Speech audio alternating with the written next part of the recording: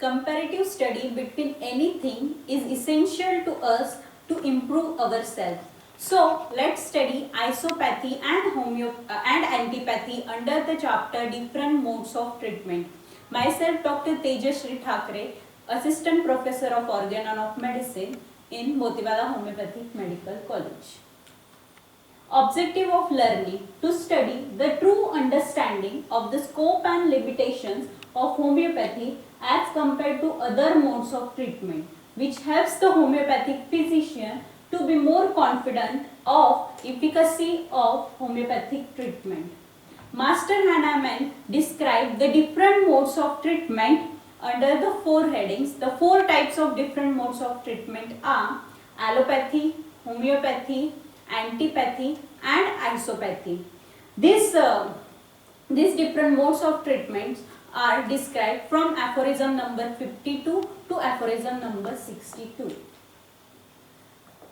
In our previous lecture, we have studied about the difference between allopathic mode of treatment and homeopathic mode of treatment, as well as the aphorisms. So let's revise the aphorisms. Aphorism number 52. In aphorism number 52, practicing one time homeopathically and another time allopathically is a criminal treason against the homeopathy.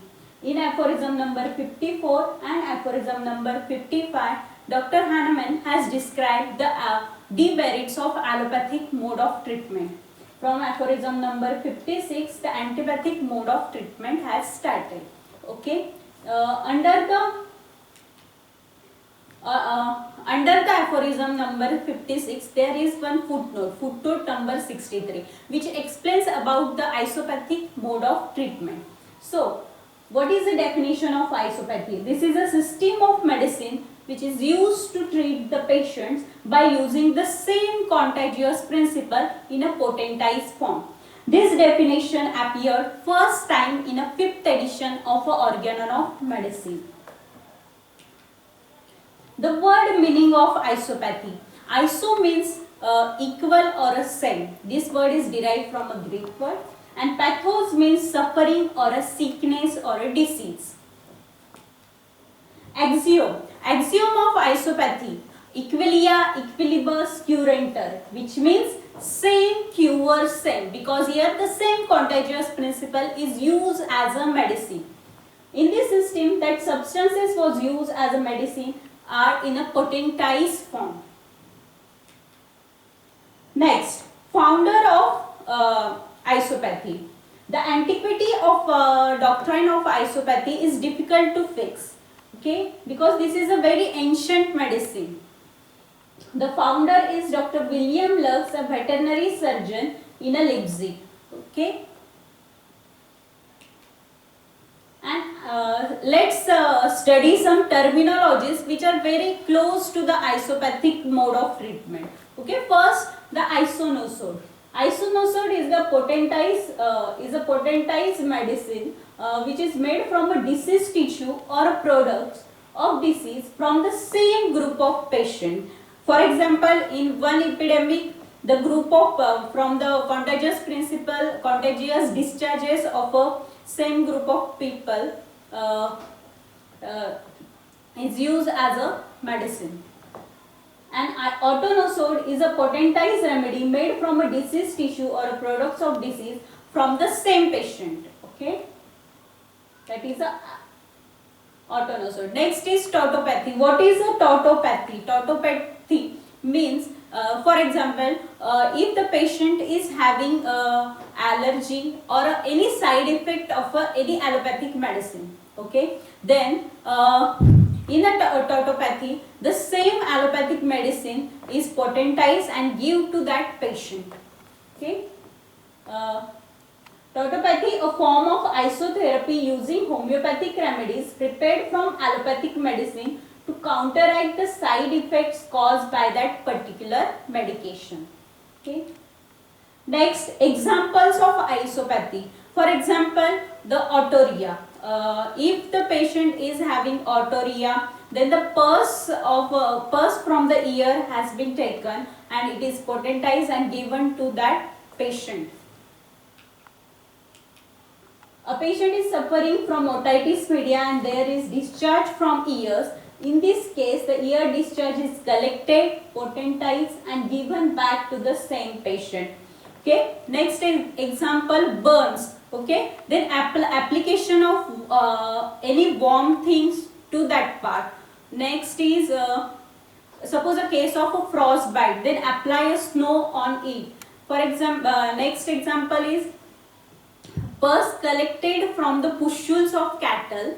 Okay, potentize this pus and then given back to that cattle. Okay, these all are the examples of isopathy. In the isopathy, the discharge taken from patient must be given to the same patient. After a period of expansion, okay, isopathy ran into continuous and increasingly severe criticism. Okay, so much so that it went into decline for several years, and even in a homeopathic community, only a few solitary practitioners continued using these isopathic remedies. Next is demerits of isopathy. Okay, firstly, this is the incomplete system of medicine and imperfect system of medicine. Why? Because here the totality of symptom is not considered. Every time we may not be able to find something that can be potentized and converted into a medicine. Take a example. For example, the patient is suffering from headache. Okay, then what can we do in isopathy? We can't potentize a head. Yeah, so the isopathic system is a incomplete system of medicine. Okay, the patient suffering from fever, headache, backache. It means if there is no medicine, there is no treatment and ultimately no cure. Next is about the drug proving. Okay, here the same contagious principle is used in a same patient. That's why there is no time for a drug proving, no time to find out the symptoms. In homeopathy, what happens? We are able to forecast the action of our medicine and what can do if the medicine aggravates the complaint. Means we know what to do because of what? Because of drug proving on healthy human beings. We have proved the drugs on healthy human beings. Next, scope of this pathy. Okay, this system does not have any scope. Okay. Next is what is difference between isopathy and homeopathy. Let's learn. Isopathy, word meaning. Isopathy, iso means same and pathos means suffering. This word is derived from a Greek word. Next is homeopathy. Homeos means similar and pathos means suffering. Next, axiom of isopathy. Axiom of isopathy is equilia equilibus curanter, means same cures same. Homeopathic axiom, similia similibus curanter, which means like cures like. Okay, this difference is very important because it comes here in exam. Okay, next is definition of isopathy. Isopathy is that system of medicine in which the medicines are prepared from the same contagious principle. Next is definition of homeopathy. Homeopathy is that system of medicine in which there is a symptom similarity between medicine and disease. Next is isopathy. Isopathy, the things which are identical kind are applied. Okay, means medicines which are identical in kind, means the same contagious principle is used. In homeopathy, similarity of symptom and difference in kind is the basis of application. Okay, same in manifestation but differing in a kind, which we have seen already in aphorism number 26. Next difference. No drug proving in the isopathic system of medicine. Okay, there is no drug proving. The same contagious principle is potentized and given to that patient. Here in homeopathy, there is a drug proving on healthy human being. That's why we know the symptoms of our medicine. Next, isopathy. Okay. In isopathy, cure is an accidental occurrence in a selective cases where accidentally the symptom similarity occurs. Okay. Homeopathy, where the similarity between drug and disease is present, cure is certain. Okay. Next difference, the isopathic system of medicine is incomplete and therefore it is imperfect. Homeopathy is a complete and perfect mode of therapeutics the world had ever seen because it is based on a symptom similarity and cure is permanent, perfect cure. Okay. After studying isopathy, let's study the antipathic mode of treatment. The synonyms for antipathy is enantiopathy, or it is also called by homeopath and palliative mode of treatment. It is based on the axiom contraria contrarius curantur, which means opposite cures opposite. Here the mode of treatment by the administration of medicine which produces the opposite action of the symptom of disease. This is the definition of antipathy. Next, founder of this pathy is Dr. C. Galen. He is a 2nd century Greek physician. This axiom contraria contrarius curantur and similia similibus curantur was derived by the Hippocrates, and Hippocrates told that if the disease is curable, then apply the similia similibus curantur and if the disease is incurable, then apply the axiom contraria contrarius curantur. But Dr. C. Galen ignored the similia similibus curantur and he only worked on the contraria contrarius curantur and derived the antipathic mode of treatment.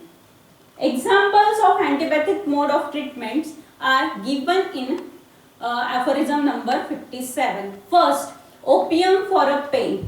Okay. Opium has an action on a pain because opium benumbs the nerves. That's why it is given as a painkiller. Next is opium for diarrhea because opium's primary action is to constipate the bowel. Okay. Next is opium for sleeplessness. Why? Because opium produces a drowsy sleep. Next, second example, purgatives for constipation. Purgatives means what? Purgatives means which produces diarrhea. Next, cold water for burning. Okay, after application of a cold water, the burning pains relieved.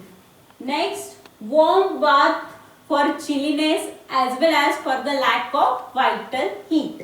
Next, wine for debility. Okay. Because wine enliven us. That's why wine for debility. Next, what is the modus operandi of the antipathic mode of treatment? Okay, the primary action. What is primary action of antipathic drug? Okay, the primary action is that it produces opposite condition to that symptom. Okay, and what is the secondary action? Secondary action means what? The secondary action are always of two types: secondary curative action and secondary counter action. Secondary curative action means the homeopathic mode of treatment, and secondary counter action, it happens in antipathic mode of treatment. So what is secondary counter action in antipathy? Okay, it is opposite to primary action, and this secondary counter action depends upon the intensity of the primary action of antipathic medicines as well as depends on the susceptibility of that patient. Here the secondary action is always aggravating because the antipathic medicines are in a large doses. Okay, and in homeopathy the secondary curative action happens because we use the minimum doses. Next, merits of antipathy means what? merits of antipathy means the palliation is needed in a following cases in homeopathy. Okay. In the aphorism number 67, under the footnote of aphorism number 67, we have studied about where is palliation necessary in homeopathic mode of treatment. Okay, only in the most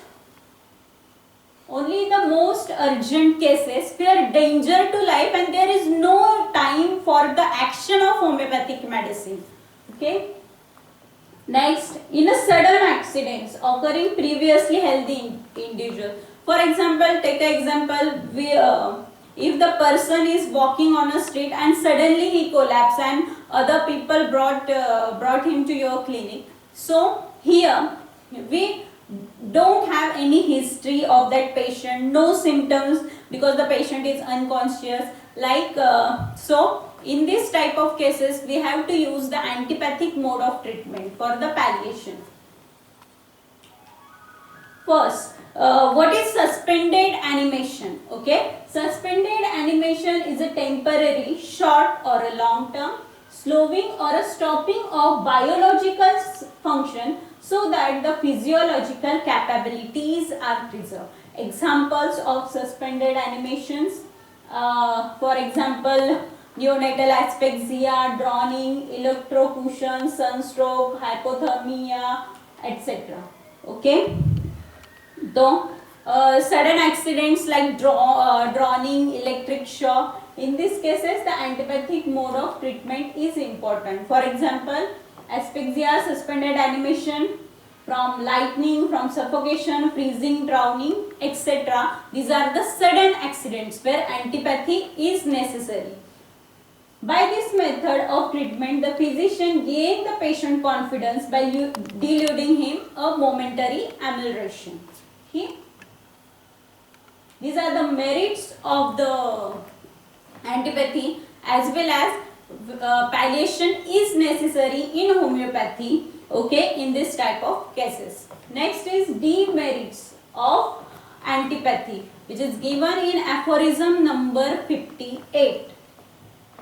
It is an extremely faulty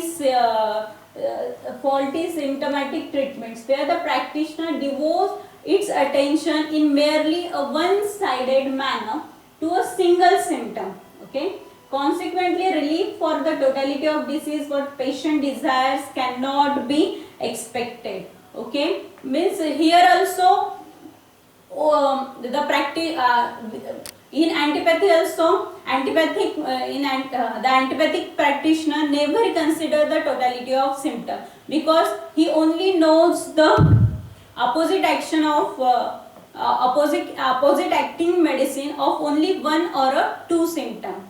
That's why the totality of symptom is not considered. That's why it can't the totality of symptom can't be removed by antipathic mode of treatment. That's why this is a incomplete system of medicine. There is no complete cure.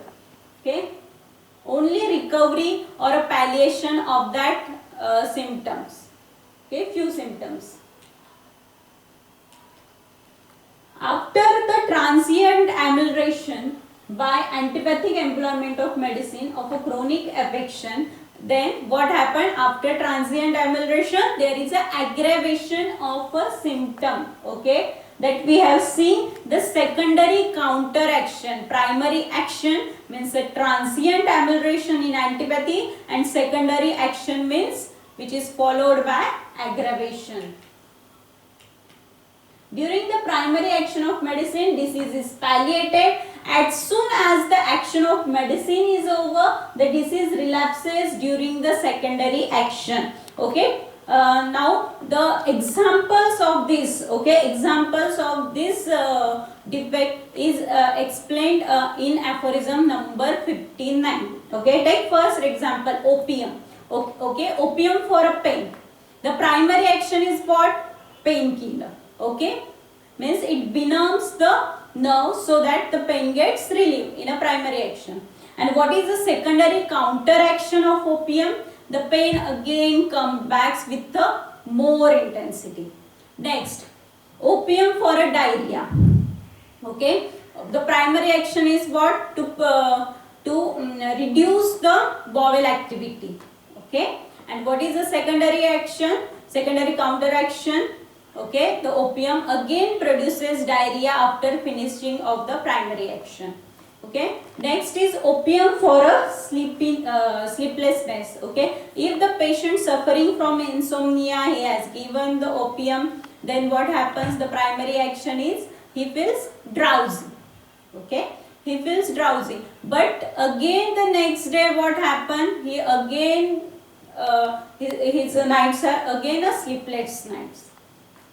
Next example is purgatives for constipation. Okay, what is the primary action of purgatives? Primary action of purgatives is to produce the diarrhea.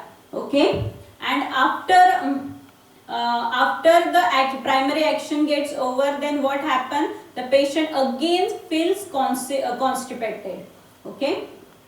Next example, cold water for burning. Okay, after application of cold water on a burn part, there is a temporary relief of that burning pain, but the secondary action is what? The burning again start with a more intensity. Next example we can take that wine for a debility. Okay, primary action of wine is what? Primary action of wine is to enliven the patient. Okay, and what is the secondary action? The patient again becomes drowsy and again come back to debility. This is the secondary counteraction. Okay, you have to write these all examples of aphorism number 58 under the demerits. Next, it is dangerous to life and often quick death follows. Such a treatment never cure disease of a long standing. Why this happen? Because of this subsequent after transient amelioration there is a aggravation, and because of this aggravation what happens? The patient the physician, antibiotic physician increase the dose of medicine on the all the subsequent aggravations. Means each time he increase the dose of medicine, and this is very dangerous to the life of that patient. Okay. Next, from the above discussion, okay, means the isopathic, homeopathic, isopathic, antipathic, and the previously we have discussed the last lecture allopathy. So from this above discussion, homeopathy is the only curative treatment. Homeopathy is only curative mode of treatment. Okay, and it is also complete system of medicine, because first it is based on nature's law of cure. Okay, our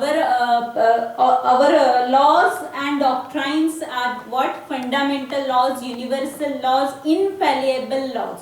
Next, it treats the disease by the totality of symptom produced in a patient, removes in the whole extent. Means our approach is what? Holistic approach. Okay, that's why our system of medicine is rational system of medicine.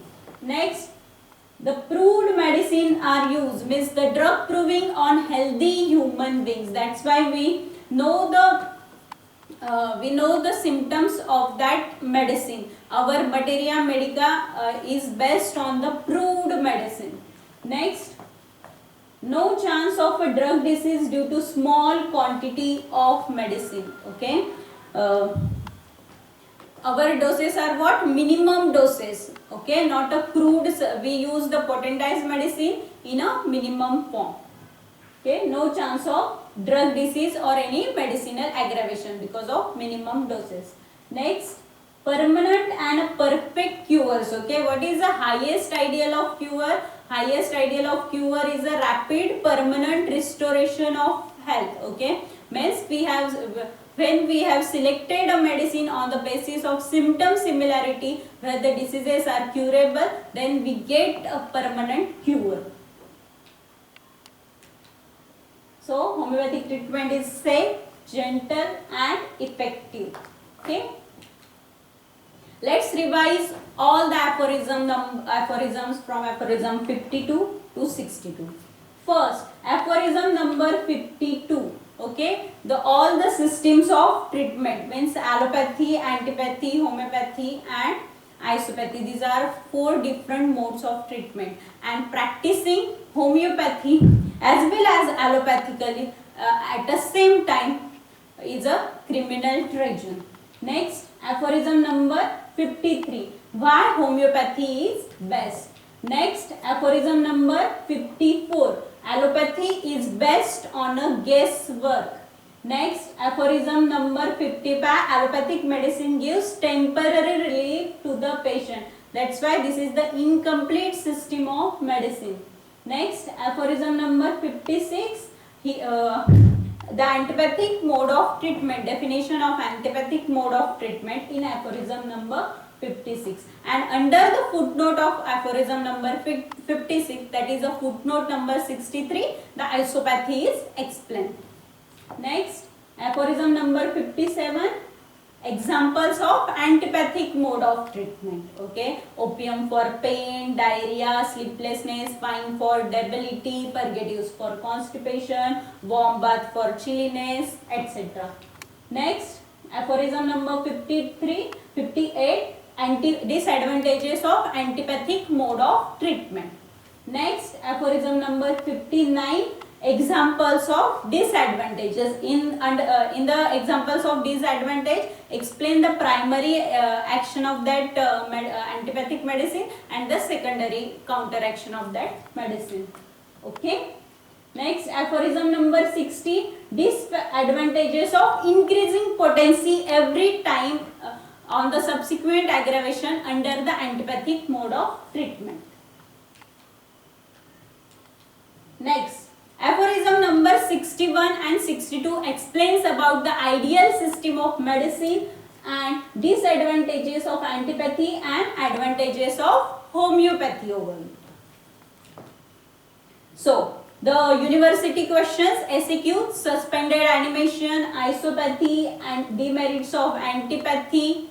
Okay, next, LAQ, explain in detail the different modes of treatment according to 6th edition of Organon and write down difference between allopathy and homeopathy for a 20 mark. Even for a 10 mark, the LAQ may come. The explain antipathic mode of treatment in detail, okay, with its merit and demerits. Thank you.